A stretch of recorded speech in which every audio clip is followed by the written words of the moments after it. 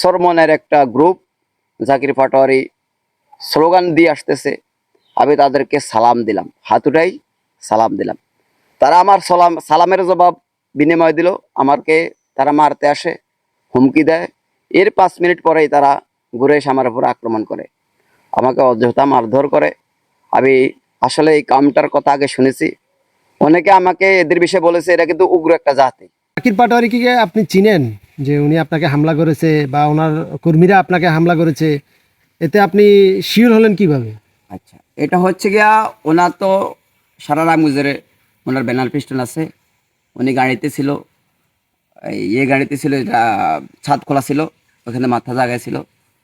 ওনাকে তো আমার অচেনার কিছু নাই, ওনাকে আমি চিনেছি। আর ওনার লোকজন হাত পাকা নিয়ে মিছিল করতে স্লোগান দিয়ে যাচ্ছে, হাত পাকা দিয়ে আমাকে বাড়ি দিয়েছে। ওই যে ফাঁকাটা নিয়ে আসছে, বাসে ছিল, ওই বাঁশ দিয়ে আমাকে বাড়ি দিয়েছে ওরা। আচ্ছা, তা ওনার সাথে আপনার শত্রুতার হবে কেন? মানে উনি তো হচ্ছে, আমি বলি, উনি তো হচ্ছে হাত পাকা থেকে মনোনীত, আপনি তো হচ্ছেন ধানের শীষ থেকে হয়তোবা আহ, মনোনীত হবেন, কিন্তু আপনাকে তো অ্যাটাক করার কথা হচ্ছে আপনার প্রতিদ্বন্দ্বী যারা বিএনপি থেকে দাঁড়াবে তারা, কিন্তু উনি কেন আপনাকে অ্যাটাক করতে যাবে? আসলে আমার শত্রুতা দলের কি? কেউ এখন আমাকে অ্যাটাক করে নাই। আমাকে যথেষ্ট সম্মান তারা এক্সপেক্ট করছে। তারা বলছে যদি দল থেকে তোমাকে দেয় আমরা তোমার সাথে আছি। আর জাকির পাটোয়ারি আমার প্রতিদ্বন্দ্বী অন্য দলের প্রার্থী, এটা হামলা করা স্বাভাবিক। আর তারা আগের থেকে এমনি একটু উগ্র। কারণ হচ্ছে আমি এই দেশে আইন শৃঙ্খলা বাহিনীকে আগে একটা কথা বলেছিলাম যে আপনারা জানেন যে আমি বলছি যে দেখেন আল্লাহ রাসূল সাল্লামের একটা দোয়া আছে আমার জন্য। হ্যাঁ, ওনার কিন্তু আমাকে এই বিষয়ে অনেকটা রেসপেক্ট করেছে। যেহেতু ওনাদের একটা ভিতরে একটা ভয় আছে, যদি এইদিকে লক্ষ্য করি বা ইমান আমান আমল এবং দেশের নেতৃত্ব দেওয়ার দিকে লক্ষ্য করে প্রশাসন আমাকে সমর্থন করে, সাপোর্ট করে, এই হিসাবে তারা হেরে যাওয়ার সম্ভাবনা আছে। হ্যাঁ, এইদিকে লক্ষ্য রাখা হয়তো তারা আগে থেকে উগ্র হয়ে যায়, তারা তো এমনি হেরে যাবে, আমার উপর একটা হামলা করে তারা হেরে যাক। মানে তাদের লক্ষ্য উদ্দেশ্য এরকম ছিল। আবার তাদের ভিতরে কিছু লোক ছিল যারা তাদেরকে এই দিয়েছে, বাধা দিয়েছে যে এর উপর হামলা করো না। কয়েকটা লোক, আমি সবাইকে খারাপ বলবো। সরাসরি জাকির পাটোয়ারি কি ডিগলার দিছে আপনার উপরে হামলা করার জন্য, নাকি তার লোকেরা করছে? ডিগলার দিছে না দিছে আমি এটা জানি না। আমাকে অতর্কিত ভাবে আসে তারা আমার উপর হামলা করে বসলো। হয়তোবা হয়তোবা এরকম হতে পারে যে ওইখানে তারা আপনাকে না চিনে বা সরেন বা মিছিলের মাঝখানে আসছেন কেন, একটু সাইডে যান।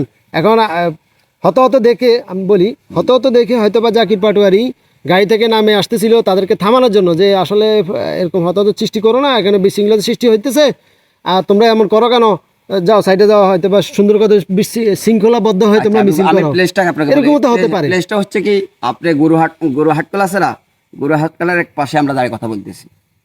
গুরুহাটকলার একটা পাশে আমরা দাঁড়িয়ে কথা বলতেছি, সেখানে পুরো রাস্তাটাই খালি, পুরো রাস্তা খালি।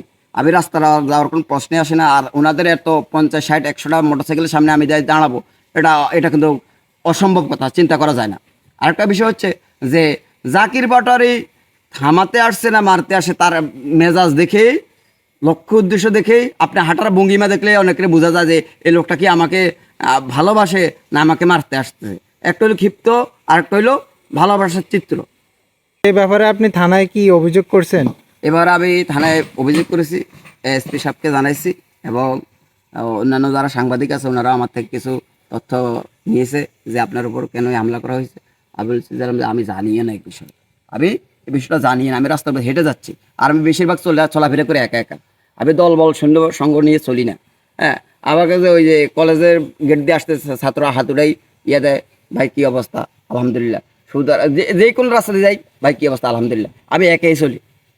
আবার অভ্যস্ত হলে একা চলার ভিতরে একা পায়ে কারোর উপর হামলা করা, আসলে এটা আসলে অত্যন্ত নিন্দাজনক।